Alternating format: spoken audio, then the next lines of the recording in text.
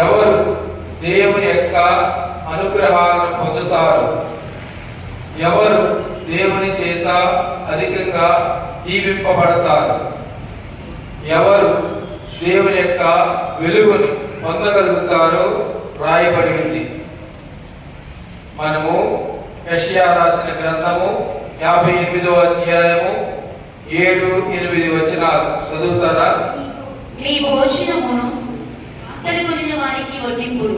నీ భోజనమును ఆకలి కొన్న వారికి వడ్డింపుడు. ఇల్లు వాకిలి లేని వారికి ఆశ్రయము ఇండు. బట్టలు లేని వారికి దుస్తులు ఇండు. నీ బంధువులకు సహాయము నిరాకరింపకుడు. నీ యొక్క బంధువులకి సహాయమును నిరాకరింపకుడు అని తెలియజేస్తూ ఉన్నారు. కాబట్టి ఎవరైతే ఇతరులకు సహాయం చేస్తారో, ఎవరైతే ఇతరులకు మేలు చేస్తారో, ఎవరైతే ఇతరుల యొక్క బాధలలో సమస్యలలో తోడుగా నిలబడతారో అలాంటి వారందరికీ దేవుని యొక్క వెలుగు ఇవ్వబడుతుంది. వారి యొక్క ప్రార్థనలు ఆలకింపబడుతున్నాయి. వారికి స్వస్థత చేకూర్చబడుతుంది అని యావే భగవంతుడు యెషయా ప్రవక్త ద్వారా ఇజ్రాయేల్ ప్రజలకు తెలియజేస్తూ ఉన్నారు. కారణం ఏమిటంటే మనము అదే అధ్యాయము 3వ వచనం చదివినట్లయితే ప్రజలు ఇట్లా అడుగుతున్నారు, ప్రభువు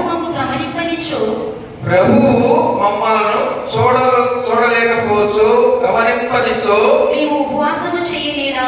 మేము ఉపవాసం ఎందుకు చేయటం? అతడు మమ్మలను గుర్తింపనిచో మేము ఒక్కప్రదుండలేదా?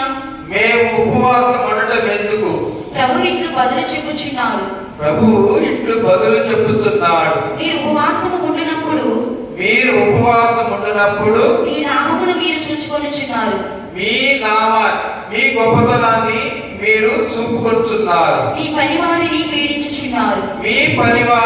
పీడించుచున్నారు. ఉపవాసం ఉండినప్పుడు మీ వాదములు చేసి తగువులాడుకొనుచున్నారు. మీ కంఠధ్వని పరమున వినబడినట్లుగా, మీ కంఠస్వరము అందరికీ వినపడినట్లుగా మీరు ఈ రోజున ఉపవాసముందురు. అందుకు ప్రభు చెబుతున్నాడు, ఇశ్రాయేలు ప్రజలు దేవుని పైన ఫిర్యాదు చేస్తున్నారు. ఆయన మా కళ్ళు చూడటం లేదు, మమ్మల్ని గమనించడం లేదు.